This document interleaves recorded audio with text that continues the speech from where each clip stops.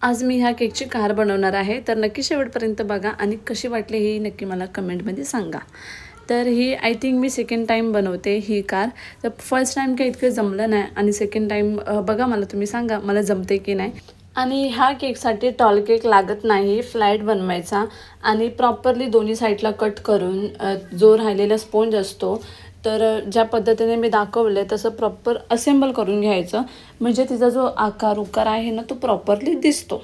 आणि त्यानंतरला मी मेन जागी म्हणजे डोअरला वरती म्हणजे जिकडे काच असतात ना, म्हणजे जिकडे आपल्याला प्लेन ठेवायचं आहे तिकडे मी बॉर्डर करून घेतली आणि जेवढी पण बाकीची जागा राहिली होती तिकडे मी पूर्ण जे नोझल होतं त्याच्याने ब्ल्यू कलरने करून घेतलं.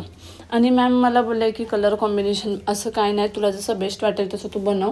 आणि हा होता माझ्या केकचा फायनल लूक. ते डोळे थोडेसे छोटे वाटलेले म्हणून मी प्रॉपरली मोठे केले. मॅम बोलले थोडेसे मोठे केले तर बरं वाटेल, तर मग ते होतं तर ते प्रॉपरली मी करून घेतलं.